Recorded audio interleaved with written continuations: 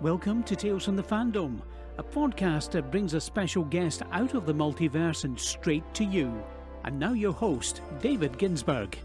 And welcome to Tales from the Fandom, the podcast that brings a special guest out of the multiverse and straight to you. And we are back with a guest I got to meet on the Twitterverse and have gotten to know and enjoy getting to see her posts all the time. You might know her as Faery Rene, but she today is just Rene. Welcome to the podcast. Thanks for having me, David. I appreciate it.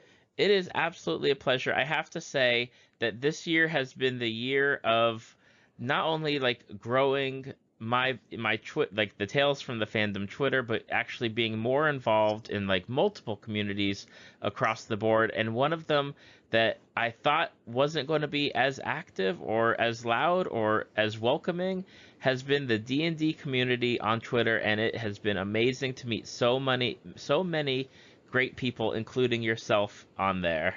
Well, thank you. Thank you. Yeah, it's a really supportive, amazing community. I have been overwhelmed with the level of support and people cheering each other on. It's really been amazing.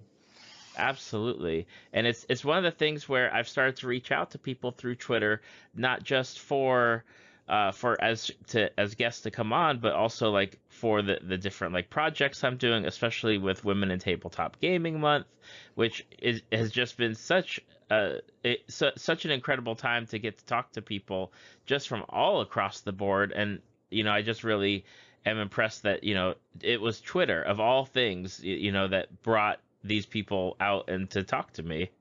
Right. And that's what I keep telling people is I was like, man, Twitter has been the networking tool to meet the people that we've been trying to meet. It's been great for us too. I mean, people can say what they want.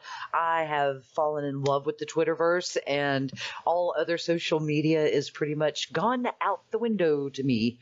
Absolutely. And we're definitely going to be talking about tabletop gaming near the end, but I wanted to talk to you first because you're kind of like one of my favorite kinds of people. You love a lot of different things, and one of them is that you are a binge TV watcher and you rewatch a lot of different TV shows.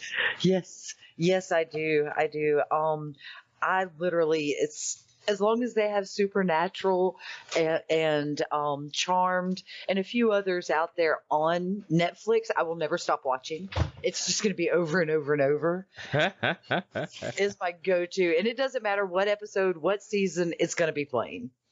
What's funny is, I always look at Supernatural. It's one of those fandoms where I'm like, I never got into except for a certain arc with a character, and I've never thought about going back to watching it from the beginning because there is so much to watch.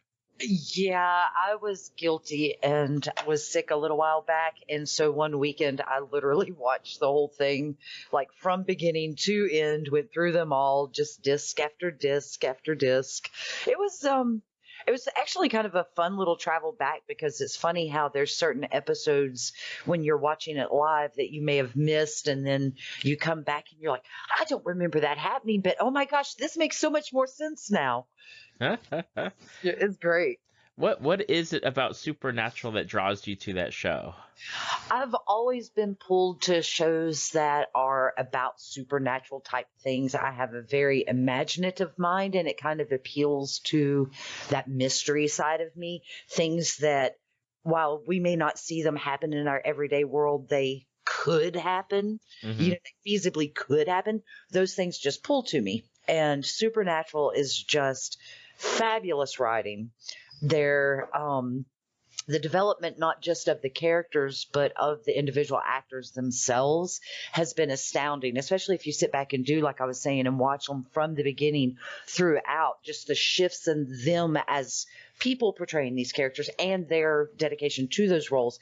And both, oh gosh, I am pulling a blank to their real names. Both Sam and Dean, I know it's Jarrett and Dean, I don't know. Anyway, both of them are very proactive in their communities, and I'm a big people person. So there may be a fabulous actor out there or things like that, but if I don't see them also doing positive things in their community, using that perceived power of being in that presence back to good things. I'm less gung-ho about them. And just from the ground up, that entire crew of Supernatural has been consistently back to their community, back to, just being true to the people, I guess you'd say. Absolutely. It's one of those things where I know that they definitely do a lot of fan outreach and community support, because it is always, you always hear about the actors like just doing things over Twitter or doing things and it gets reported on. It's like, wow, it's nice for people that people invest their time and invest their love into these characters, and they reciprocate back to those people. It's wonderful. Right, and that is huge to me. I have a very mixed upbringing with, what I was exposed to, because I grew up in Dallas, and there is a ton of filming that happens in, that Dallas-Fort Worth metroplex of Texas.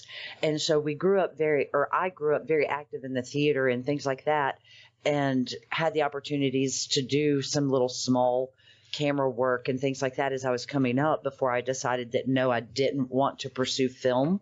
I've always been more of a theater baby, but it was always important because you would see these stars all the time. And now with where I am in South Carolina, we're only an hour from Wilmington, North Carolina, where a ton of filming gets done. And we've had quite a bit of filming here around this area in general.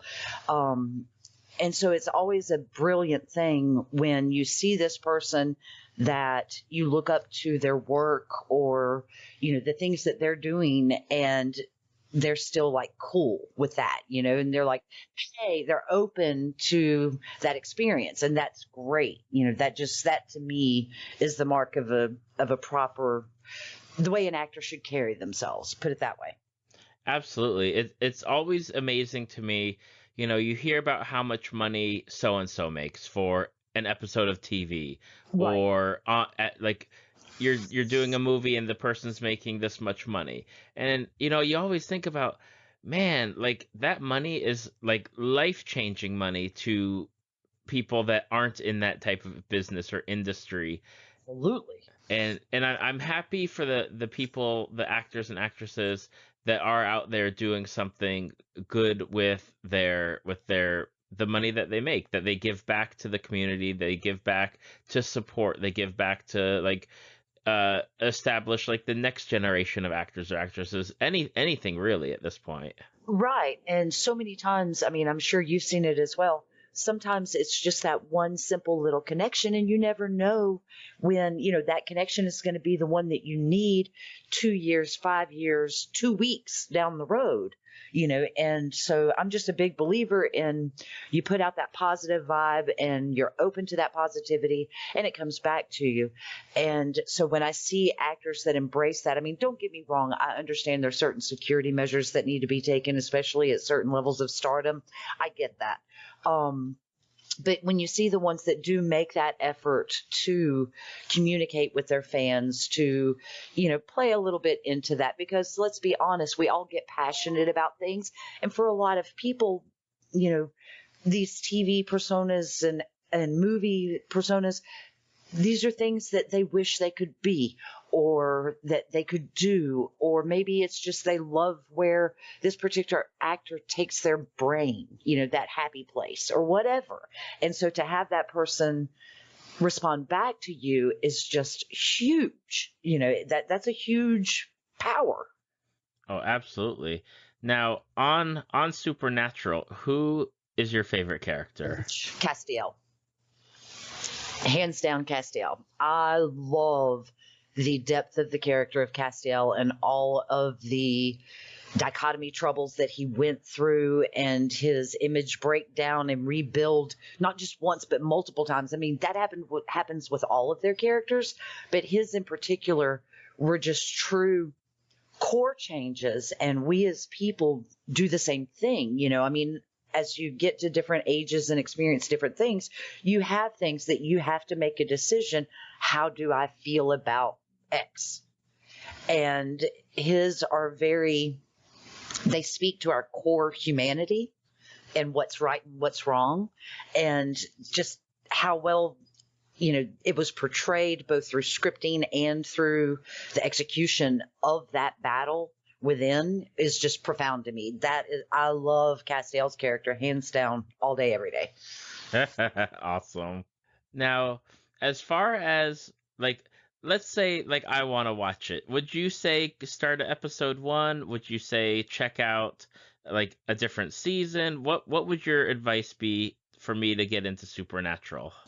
Honestly, I'm a big fan in beginning to end, because so many references, especially with ongoing series like that, so many references are missed in translation if you don't have that prior.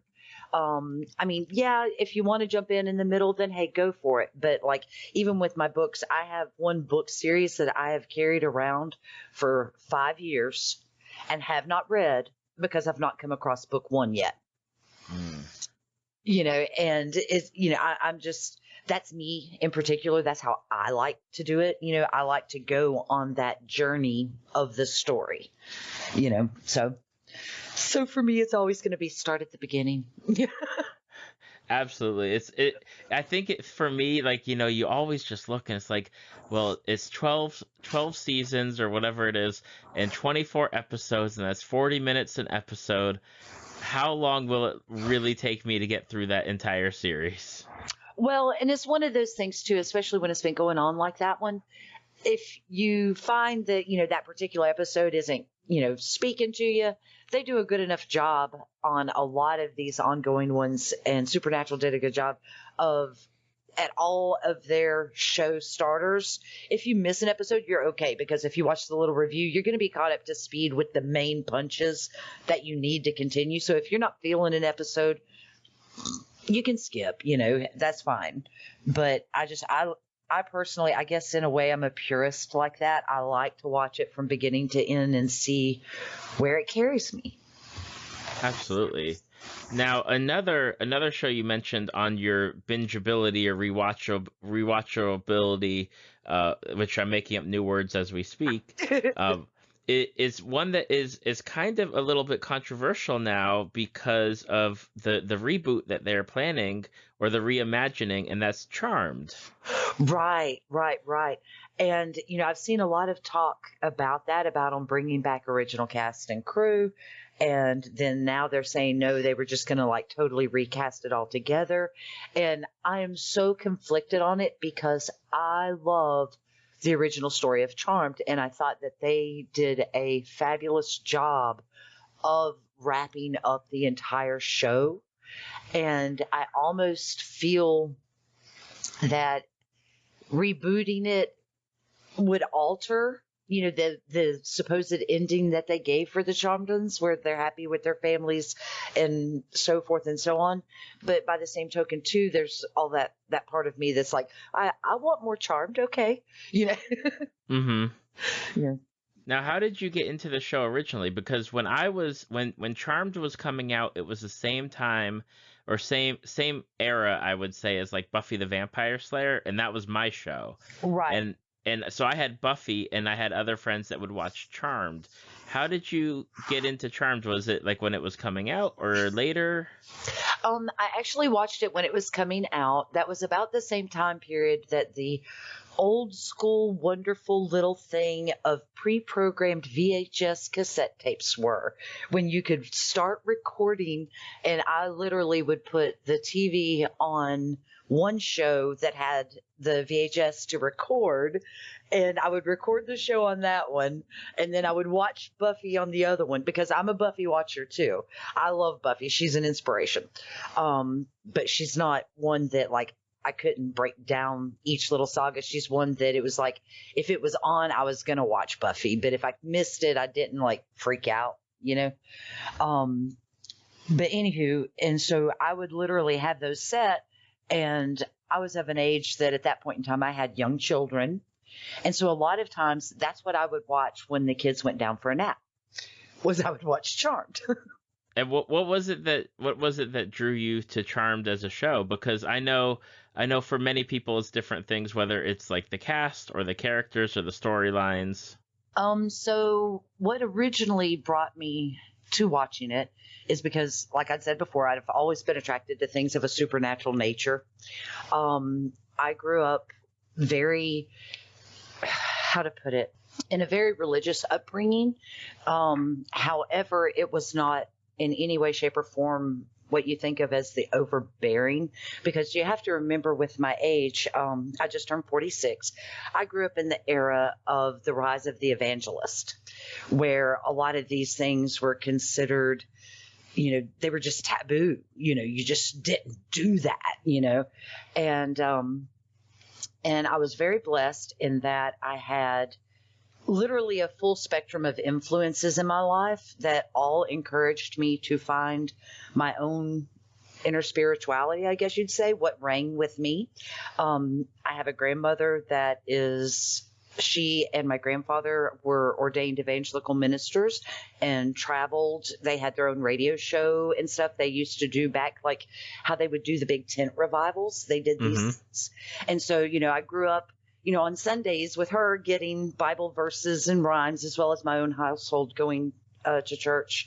And then we had a dear friend that was a Jewish rabbi, and he would tell me about his, systems of belief and so forth and so on, and just all these different influences. And so it all just kind of evolved. And so I've always been curious about anything that is a core belief system, because I do believe that how we think and feel affects the outcomes and what's around us. And it just really gave me a lot of seeds and a lot of interest in spirituality, period. What is us? What makes us us, and our beliefs and where we go. And yeah, I think I went off topic. I think it's close enough to like what drew you to Charmed is that aspect of what it is, the plot and everything. Yeah, it is. And really with them, they did such a great job. And there's actually a lot of huff in a lot of pagan communities with that show because of, inaccuracies of representation, things like that. But I think if you take it for what it is, which is a TV show, so, it's going to be doing things that maybe don't exist in the real world. We'll put it that way. But it still shows it's, those shows with the core principal beliefs. They all have the different demons that they fight within themselves that aren't just those character problems, but they're basic human problems, like the struggle of, is it family, or is it charm, or is it this magic, or is it my career, or is it, this, and it's just like the same balancing act that we all have to do in our life, balancing work and our kids and our friends and the things we want to do. Oh, absolutely. I guess you'd say I'm a fan of the human experience, put it that way. Now, as far as Charmed goes, I have to ask, are you a fan of like one particular sister, or is it like that you like all three of them or all four of them as it is? I love the synergy of them. I'm actually one of three sisters as well. So for me, it just speaks because we have kind of those same personas in our family as far as, the responsible one, the go-getter, you know what I'm saying? And so it just kind of plays to me being the sisters and that whole thing. And they actually did a great job conveying how it is with sisterhood. That is something that's very true, is how even when they absolutely hated each other, they were right there thick and thin for one another. And that's a lot. If you're, fortunate enough, that's pretty much what, a sisterhood's all about. And that's truly how it works. That for me is the attraction there, is that, dichotomy of them fighting but yet still loving one another, and how each of them are themselves and they grow to respect each's individual abilities, I guess you'd say, and what they bring to the whole package. Now, again, I have to ask, as with Supernatural, it's got a lot of seasons. Do you start at the beginning with that one, or, do you just jump in somewhere? Charmed, you're actually a little bit freer as far as skipping around. I still encourage the whole thing because especially like the transition of Phoebe, her character, it's astounding. You know, she goes from the total irresponsible, childish to this mature, you know, powerful in and of herself person. And I think it's good to see that progression because it reminds us that I may not be great now, but tomorrow, look what I can do, you know? And I like things that encourage that side of ours to grow and be more and strive for more. And that is always a wonderful thing, especially getting to see it as a character growth over not just like a short story arc or something, but through an entire series of a TV show. You get to see the characters grow and develop in ways that you're like, oh, that is totally believable. Right. Yeah, you totally can identify with the decisions they made and where those decisions took them. It's nice to see, especially when they start tying it back to like earlier episodes, because I know, you said you're a Buffy fan as well, and I like when they're referencing things in season 5 or season 6 that happened in season 1 or 2, and it's like, yeah, I totally remember that, and you have grown from being that person to who you are now. Right, and that's what I was talking about why I suggest always watching from the beginning, because had you not seen the beginning, you would have totally missed that reference and what it was talking about. Exactly. And that's why I'm a fan of Netflix and the other things like that, like the Amazon Prime and so forth, because it does allow, especially with how we have such busy lives now, it allows that we're able to watch those things that we really want to see when we're able to do so. Oh, exactly. Like, I tell my kids are like 9 and 8, and it's funny because they have everything at the tap of a button. Essentially, they can go back and watch stuff. They can see everything in order. And when I was growing up, and obviously when you were growing up, if we missed it on the TV, sometimes we wouldn't see it replayed for a year. If you got to see it then, because I'm actually old enough that there was no such thing as reruns. If you didn't see it when it aired, you did not see it, period. So it just, I'm of that age group that's still, we got the static signal because broadcasting ended at night. Mm-hmm. And you'd wake up at 2:00 in the morning with the TV doing that little beep, and you're like, oh man, and or the anthem playing. You've dozed off, and the anthem starts blaring out as they're doing their call off. It's crazy, and it's wild to think that we're in that generation that we'll be the last ones that remember those days. For everybody else, it's just whenever I want to watch it, there it is. Let's go. And I think that's one of the things that makes it so amazing when you do get these fandoms created, is because due to that factor, there's so many things out there vying for your attention. And so to have a show succeed so well that you've captured all that attention, you're doing something right. Oh, absolutely. And it's one of those things that I remember distinctly, like, okay, we have to be home by like 7:50 because my show comes on at 8. And if I don't see my show and I didn't set my VCR for it, exactly, I'm not going to know what happened. That is great. Yes, that is absolutely true. And in a way, it stinks that those days are gone because it did make us appreciate them more, I guess. By the same token, I'm so glad those days are gone. Yeah.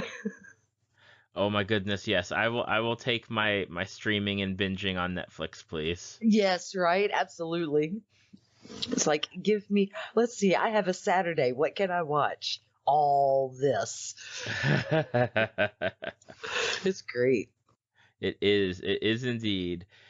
So on top of being a huge binge watcher of a variety of shows, you're also you love reading. And I have here you answered, I'm one of those people who reads everything. Yeah, I do.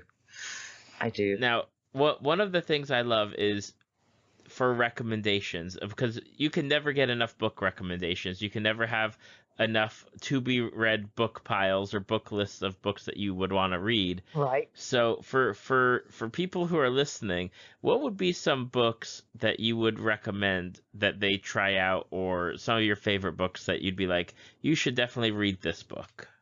Really, some of that goes to what type of thing they're in. If you like fantasy, then, obviously there's all the wonderful classics. And when I say classics, I'm referring to like I guess you'd say the grandfathers of it, referring to Tolkien, so forth, the entire Lord of the Rings. That's one of those. If you read fantasy, you've got to read that. Same thing with the Wheel of Time series. If you need to read that. But that's such a broad thing because, like I said, I do read so many things with the fantasy. It's also like current authors that I absolutely love. Brandon Sanderson. I'm always a huge Tracy Hickman, Margaret Weiss fan. I absolutely love anything by Terry Pratchett and Neil Gaiman.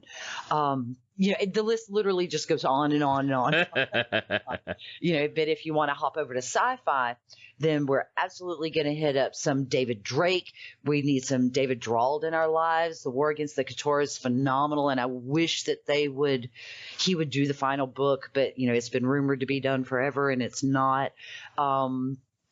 And one of the big common themes with these books that I've read that I've found that I enjoy so much is that, again, it's because those authors are great at the characters. They're rich worlds with complex characters.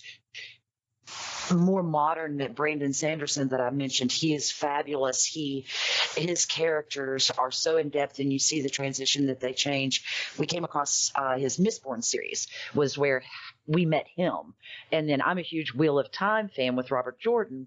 And when I found out that Robert Jordan had chosen Brandon Sanderson to write the last Wheel of Time books, because by that time he was too old to write them himself, because Wheel of Time's like 12 books, I think it is, 12 or 13. Mm-hmm. Anywho, he chose Brandon Sanderson and they did it together. And then the final book, Robert Jordan had actually passed and he wrote it on his own based off of his notes and where they discussed the story going. And it just, blew my mind. It was like, yes, this is the perfect person for this. I'm also huge fans of, as weird as it sounds, I am not a romance reader.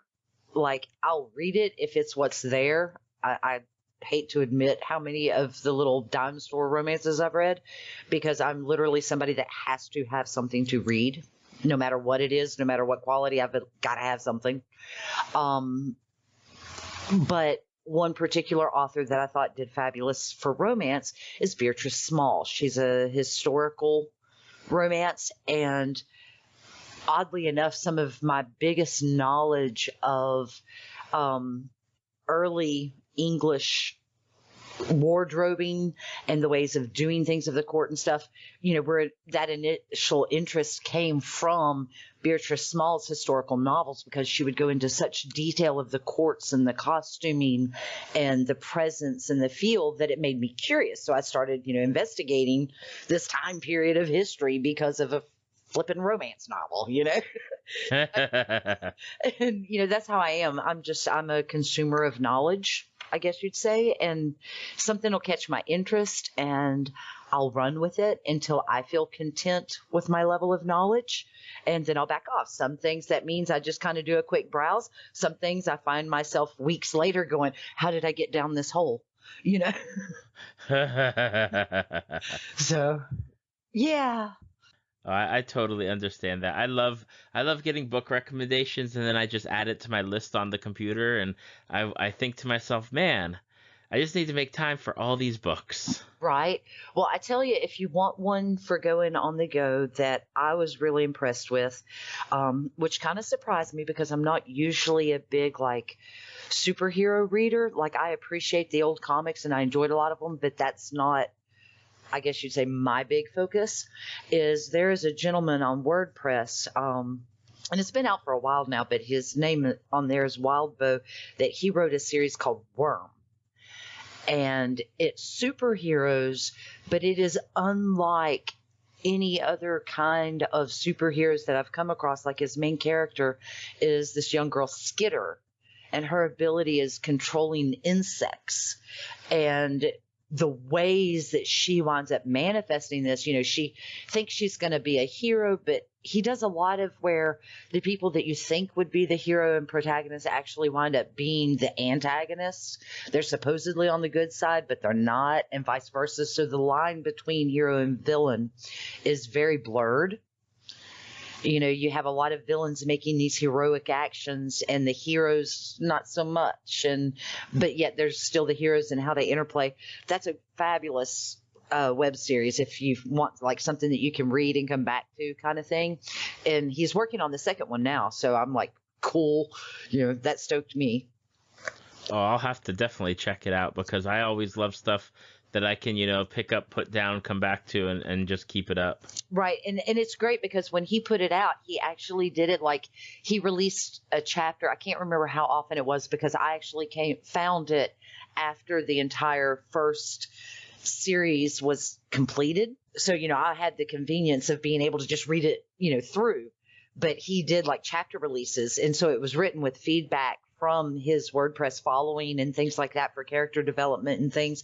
And I mean, it's crazy because they talked about series 1. If you broke it down into the average book count, it winds up being something like 22 books.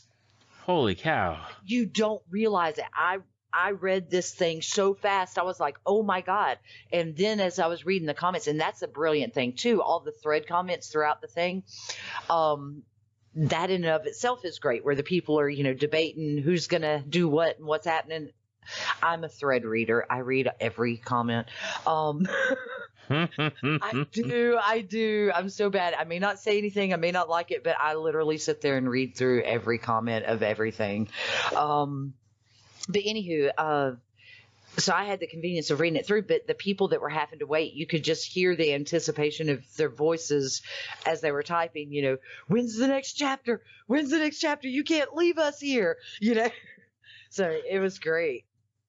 Oh, I totally understand that. I love stuff like that where especially stuff where it's like, okay, I've published a chapter, now I have to wait until you're done with the next one.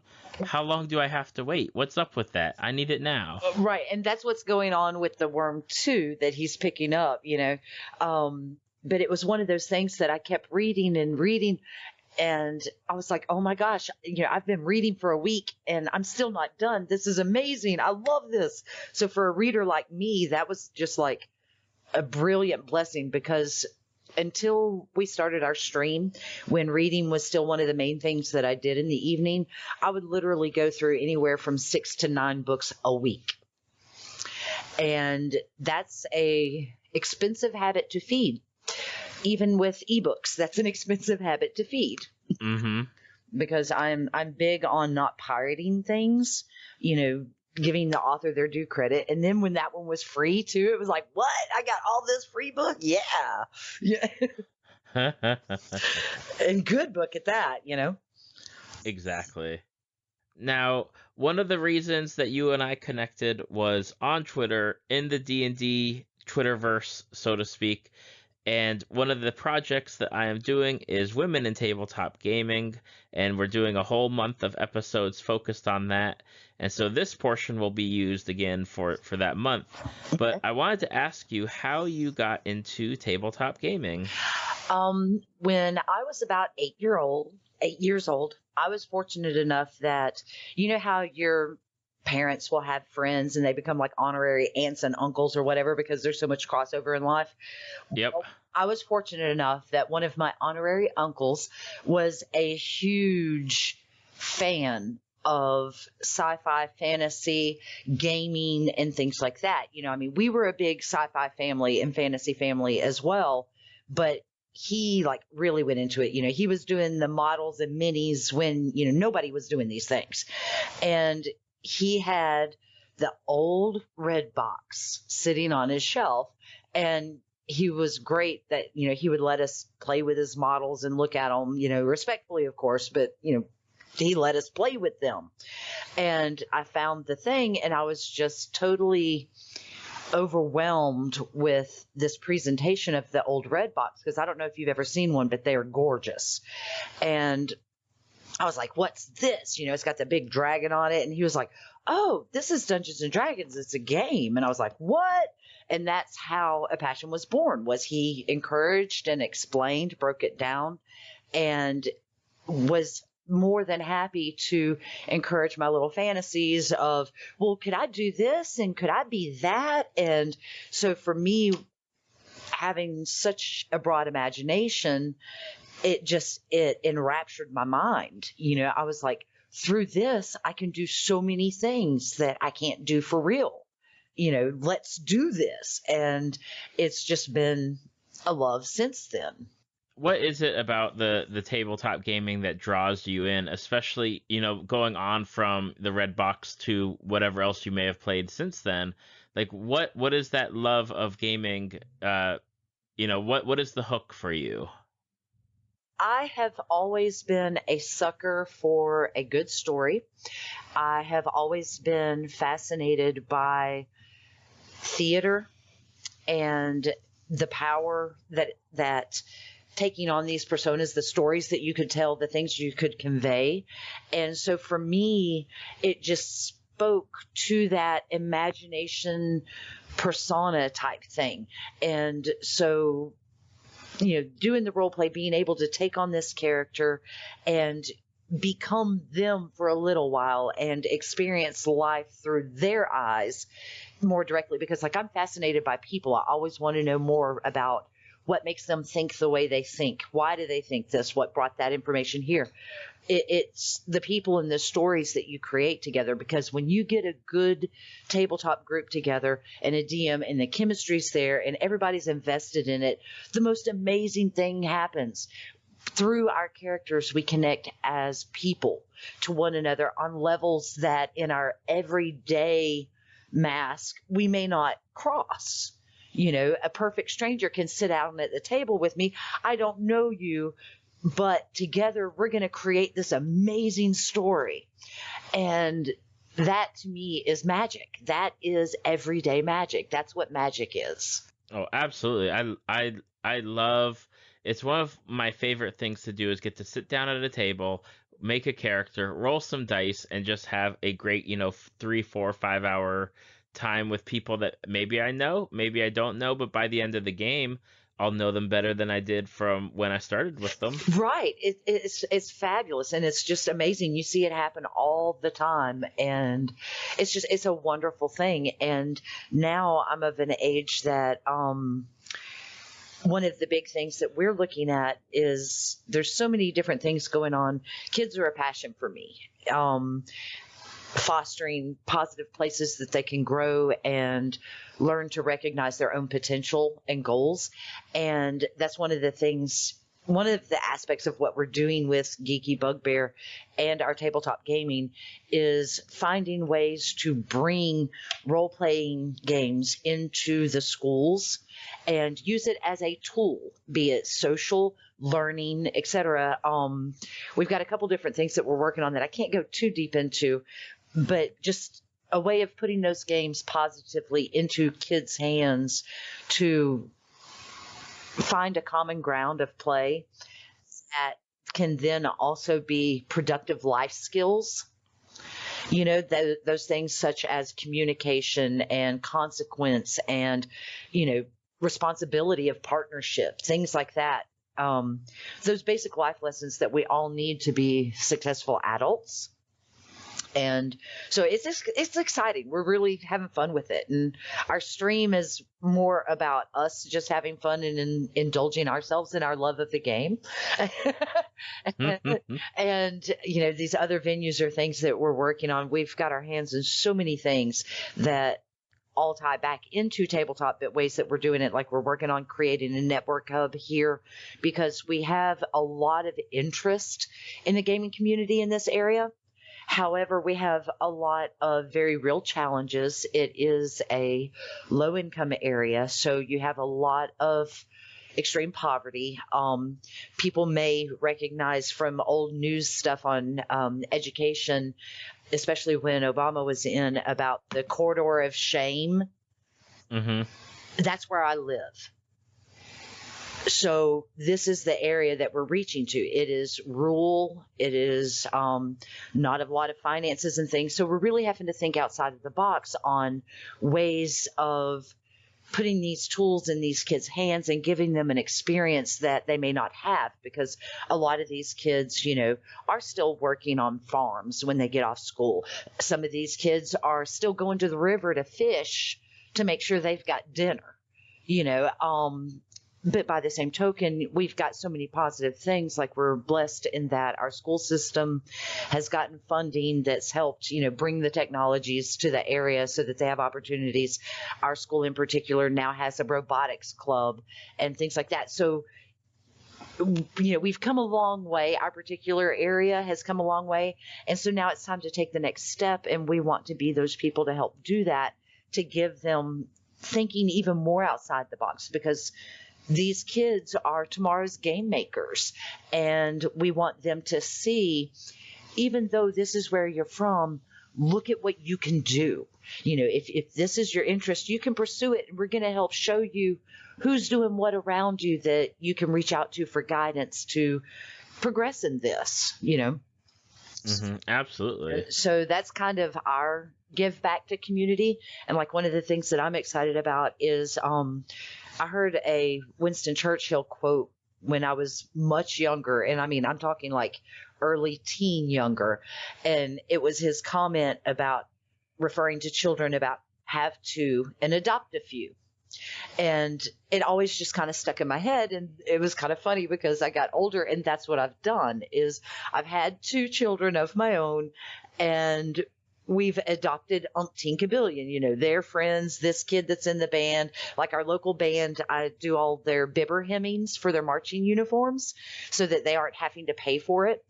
And, they all call me Mama Band, and it's like, I love it. He's like, oh, and my husband jokes, and he's like, don't talk to her. You're a child. She's the Borg mother. She'll assimilate you. It's like, yeah, that's us. So fun. Now, what are some of those tabletop games that you absolutely love, that you have those go-tos as far as your tabletop gaming goes? Okay, so it kind of depends on what we're doing. I absolutely love Dungeons and Dragons' new 5e system. They did a beautiful job of streamlining the tabletop game to make it more understandable, because original D&D was ridiculously complex. Dealing with THAC0 and all the craziness, it was insane. I mean, it was doable, but it was just like, oh my gosh, really? So they did a good job of bringing back all of that nostalgia feel that you got from all those roles back when you were doing THAC0, and bringing it more towards today's modern thinking, I guess you'd say, so that it's more streamlined and it's in a more recognizable form that kids can do. Because let's be honest, most kids today are playing video games.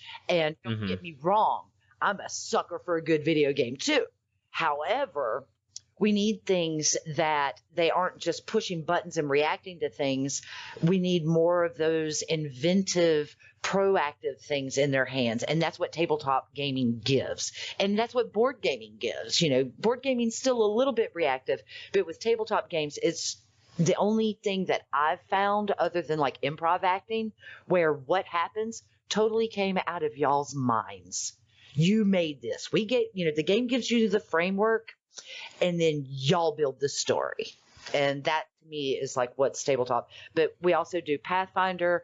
I love some simple little ones like Everybody's John, GURPS. I love GURPS. I'm a huge fan of World of Darkness because I love playing, my real life person trying to survive and the world just went crazy. That is fabulous to me. That whole thing is great. But those are probably my main go-tos. D&D always. Then you hit up Pathfinder, and so forth, like the others that I named. Okay. Now, being a gamer for as long as you have, have you run into any issues with, harassment or going to a game store or people not including you because you're a woman? Me specifically in the gaming community, I have been extremely fortunate in that no. I personally have not experienced that. I have been there, seen it happen, stopped it when I saw it. But I personally have not. I've been fortunate that the people that I had around me were very supportive. The closest to anything like that I had was when I was much younger. We're talking, early teenish, that, people that I had not played with would be like, okay, so do you need help with this? You need help with this. But it was never do you need help because you're a girl? It was more them judging what I knew, So, and we all do that because, when you're playing with somebody for the first time, you don't know what they need and you want to be friendly. So I personally have not had that experience. I've talked to tons of ladies that have. Now, as far as that type of barrier, absolutely. Every woman experiences that in some area of their life. Sometimes it's in their games. Sometimes it's in their career. Sometimes it's even within their own families.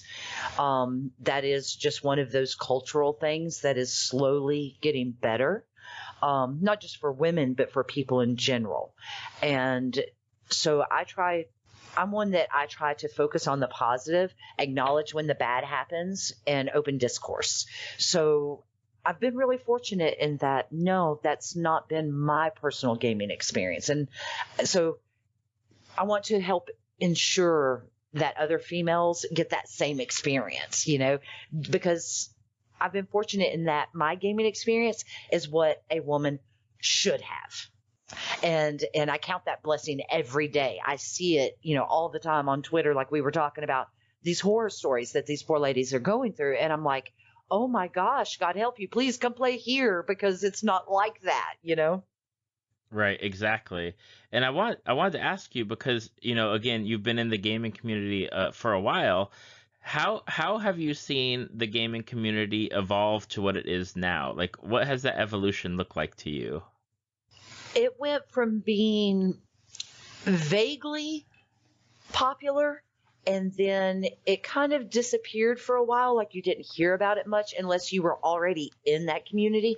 And I do put a lot of that back to that big evangelical push of the 80s and kind of thing, because let's be honest, it was demonized for a long time, literally demonized.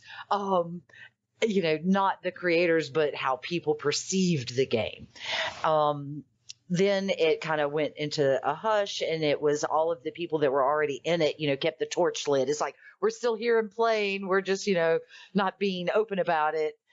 To all of a sudden, I like to say the crazy went away, and people started realizing, hey, so this isn't so bad. This is actually this. Okay. And you started seeing it more and more and more.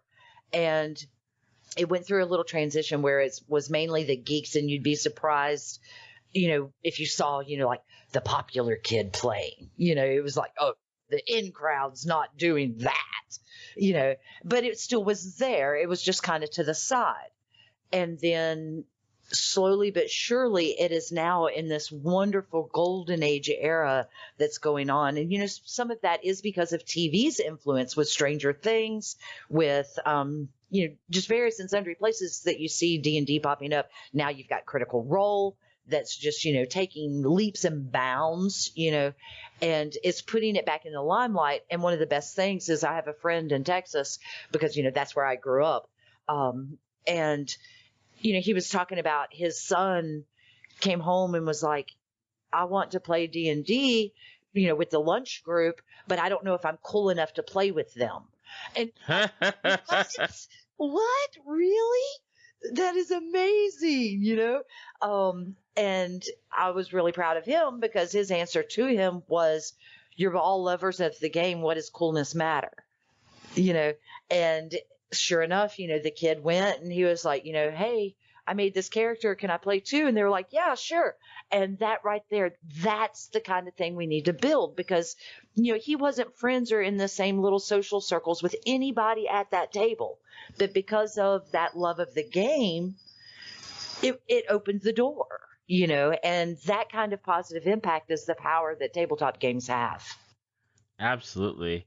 Now, one of the questions I always ask for people that are all the women that have come on for the Women in Tabletop Gaming Month is if if somebody if a girl or a woman has tuned in, they found your specific episode for Women in Tabletop Gaming Month, and they're interested in getting into tabletop gaming, but they haven't made the leap yet, what would your advice be to them to bring them to the table? Do it. No. Well, I guess really a lot of that would depend on why they had not done it and address it from there. But I would absolutely point them to, Roll20. I would absolutely point them to their local friendly gaming store. There's quite a few Facebook groups and things like that, because with the modern technology, there's now literally no reason to not join a table, be it virtual or real. And that's the main thing. It's just, to find the group that you seem to identify with and jump in, because, let's be honest, all of us were beginners once. And you never know until you leap. For me, it was an immediate love. For others, it's a scary prospect. And I get that. And there's so many venues now, like there's tons of all women groups. Like if you'd feel more comfortable being with just women, so that you don't have that fear or whatever, then hey, it's out there. There's tons of people doing it that are fabulous. And just go after it, because that's the main thing as a woman that we often forget is it's okay to have something that we like and that we want to do and to pursue that. And so if they have that desire, pursue it. You never know where you might end up, like me, where you're making your hobby into your passion of your life and eventually a career, hopefully, Absolutely. It's always, that's the general stream of suggestions that I've had over all these recordings is, there's always something out there. If you want to try it out first, the internet is a wonderful place for it now that the technology has caught up to where it needs to be. Absolutely.